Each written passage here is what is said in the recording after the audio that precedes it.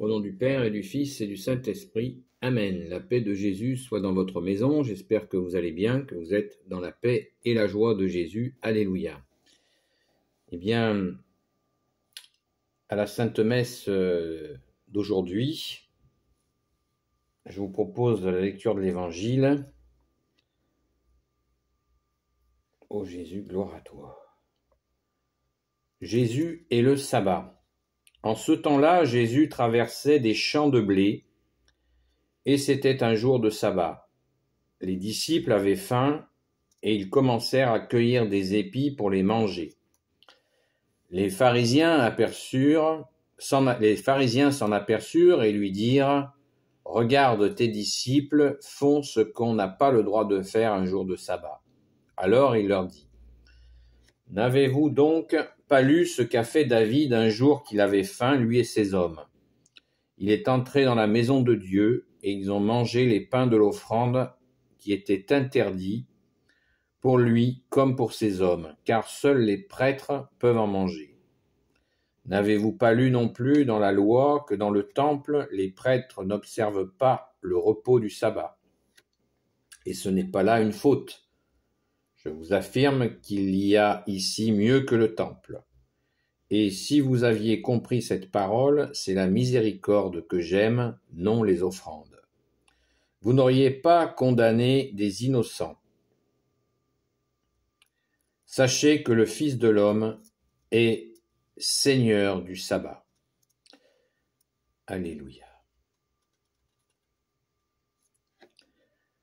Merci Jésus pour ta parole. C'est Saint Matthieu au chapitre 12, bonne nouvelle de Saint Matthieu, selon Saint Matthieu au chapitre 12. Versets 1 à 8. Je vais vous le relire parce que il y a tellement de choses. Merci Jésus. En ce temps-là, Jésus traversait des champs de blé, et c'était un jour de sabbat. Les disciples avaient faim et ils commencèrent à cueillir des épis pour les manger. Les pharisiens s'en aperçurent et lui dirent « Regarde, tes disciples font ce qu'on n'a pas le droit de faire un jour de sabbat. » Alors il leur dit « N'avez-vous donc pas lu ce qu'a fait David un jour qu'il avait faim, lui et ses hommes? Il est entré dans la maison de Dieu, et ils ont mangé les pains de l'offrande qui étaient interdits pour lui comme pour ses hommes, car seuls les prêtres peuvent en manger. N'avez-vous pas lu non plus que dans la loi, n'avez-vous pas lu non plus dans la loi que dans le temple, les prêtres n'observent pas le repos du sabbat, et ce n'est pas là une faute. Je vous affirme qu'il y a ici mieux que le temple. Et si vous aviez compris cette parole, c'est la miséricorde que j'aime, non les offrandes. Vous n'auriez pas condamné des innocents. Sachez que le Fils de l'homme est Seigneur du sabbat. Alléluia. Merci Jésus. Cette parabole nous révèle, on va dire comme d'habitude, que les pharisiens continuent à harceler Jésus, à surveiller ses gestes, ses actions, ses paroles, pour essayer de le mettre en défaut, alors qu'il leur est certainement venu aux oreilles, voire aux yeux, on peut le voir, on le sait, que Jésus fait des miracles, fait plein de miracles, mais leur cœur s'est endurci au point qu'ils ne valident ni la parole de Jésus, ni ses œuvres. C'est dramatique pour eux. Mais c'est comme ça. Alors, je pense que ça ne nécessite pas de commentaires. Je pense que tout le monde comprend le sens, hein, cette dureté de cœur. Voilà, ils mangent quelques épis de blé dans un champ de blé et ils en traduisent bien des reproches à Jésus. D'ailleurs, Jésus le dit lui-même.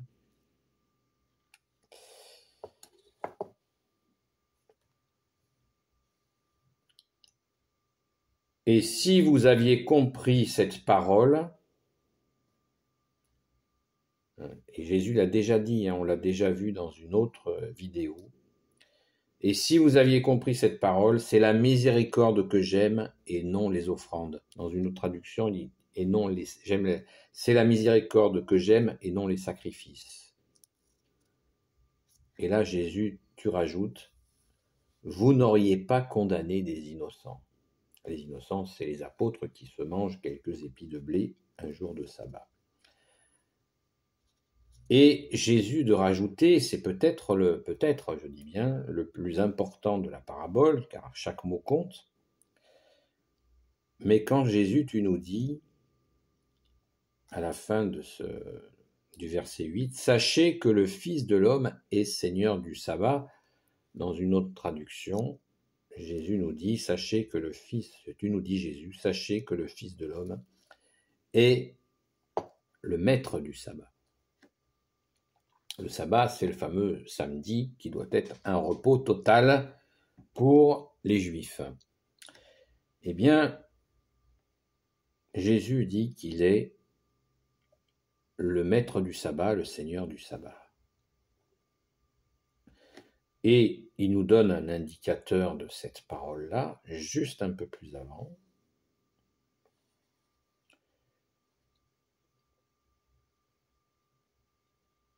Je vous affirme, écoutez bien, je vous affirme qu'il y a ici mieux que le temple. Ça ne vous rappelle pas quelque chose?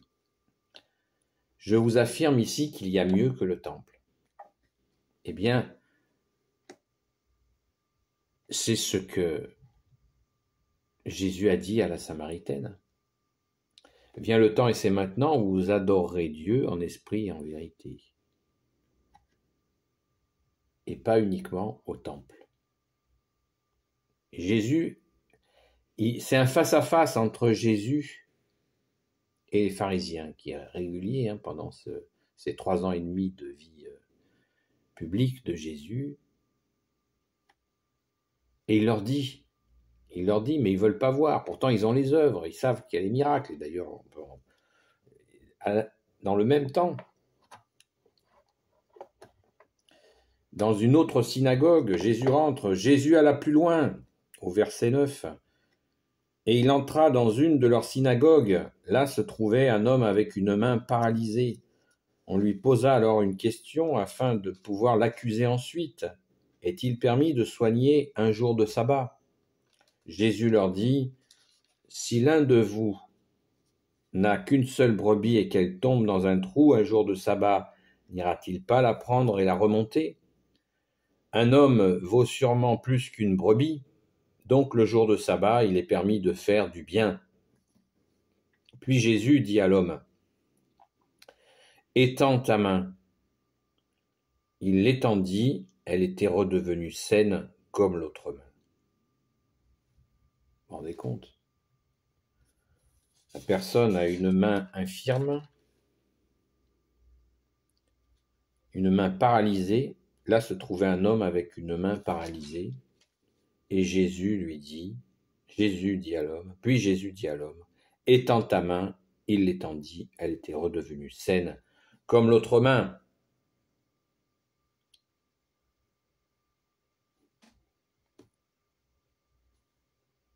Vous vous rendez compte de la pression de ces pharisiens? Ils n'étaient pas tous les pharisiens n'étaient pas ainsi, mais voilà. Jésus se heurte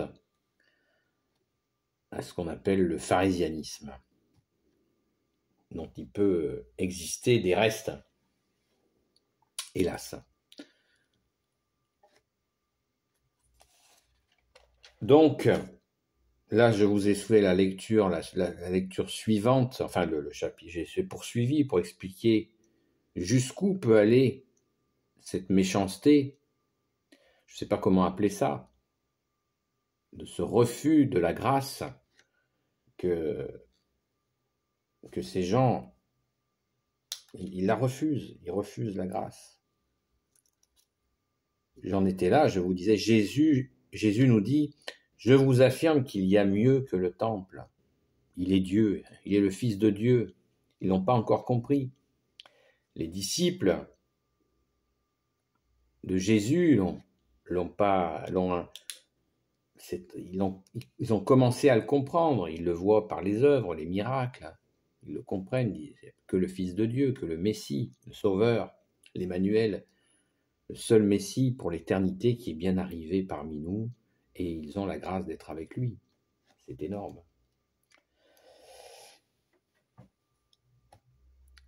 Donc, ce moment je voudrais revenir sur l'idée, sur cette réalité que Jésus est le maître du sabbat. Voilà. Le samedi, il était donc dans l'habitude des Juifs de ne rien faire le samedi, et chez les Juifs qui ne reconnaissent pas Jésus, eh bien, beaucoup continuent, ils pratiquent leur sabbat. Et Jésus nous a totalement libérés de ce temps, puisque nous fêtons le dimanche la résurrection de Jésus. Le dimanche, en allant à la Sainte Messe, eh bien, nous y allons, vous le savez, pour rendre grâce, pour remercier Jésus d'être ressuscité. Alléluia, et d'être avec nous, bien sûr. Donc, moralité, c'est absolument à la fois inquiétant de voir ces gens rester dans cette volonté de vouloir appliquer les textes, la loi, à la lettre, comme il est dit dans une autre parole, le verbe vivifie et la lettre tue. Voilà, le gars qui a la main paralysée, et Jésus leur dit, oui, il est permis de faire le bien le jour du sabbat. Donc c'est magnifique. Et comment peut-on se bloquer, et on le voit dans des attitudes humaines, dans bien des domaines, mais que ça soit aussi le cas pour les questions, pour ce qui concerne Dieu,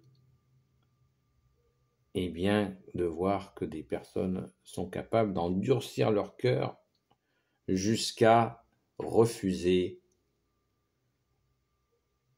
la grâce que tu es, Jésus, d'être venu. Alléluia. Merci, bien-aimé Jésus. Donc, je vous le répète, Évangile selon saint Matthieu, chapitre 12, du verset 1 jusqu'au 8, et après du verset 9 jusqu'au verset 13. Et vous pouvez continuer la lecture, ça n'en sera que magnifique. Merci, bien-aimé Jésus, alléluia. Béni soit le Père, le Fils et le Saint-Esprit, maintenant et toujours, et pour l'éternité. Amen. Ô Marie, Reine des cieux, toi l'Immaculée Conception, on va commencer par toi, Jésus. Ô Jésus, toi qui peux tout et qui porte tout, toi le Sauveur, toi l'Emmanuel, pardon Jésus, je te confie toutes celles et ceux qui regarderont cette vidéo ainsi que leurs proches selon ta sainte volonté. Sainte Marie, Reine des cieux, toi l'Immaculée Conception, toi qui écrases le serpent, toi qui as la lune sous tes pas, toi notre Mère, Notre-Dame, toi dont le cœur immaculé va triompher. Saint Joseph, toi le juste et le saint, toi le sage, toi la terreur des démons, toi le saint gardien de la Sainte Église catholique et apostolique. Sainte Marie-Madeleine,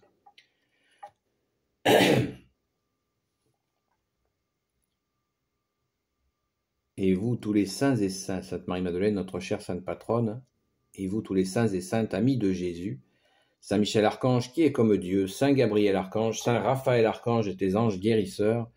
Et vous tous les anges qui servez Jésus, je vous confie toutes celles et ceux qui regarderont cette vidéo, ainsi que leurs proches, selon ta sainte volonté, ô Jésus.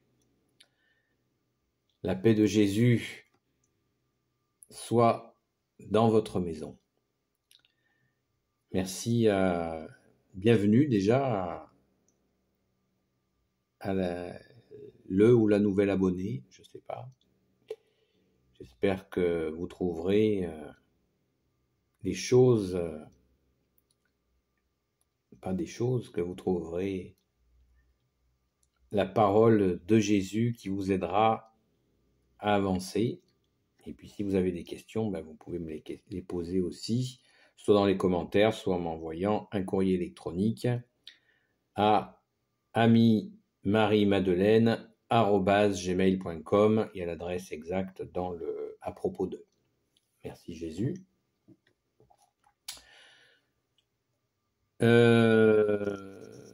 Donc pour information, je rappelle que les Amis de Marie-Madeleine ne sont pas une association, ni une congrégation, ni une communauté. Nous sommes juste les amis de Sainte Marie-Madeleine, tout simplement. Que nous fêtons vendredi, pas aujourd'hui, mais vendredi prochain, le 22 juillet. Alléluia, alors préparons-nous. Pouce en l'air et commentaires s'il vous plaît, et je vous dis à très vite.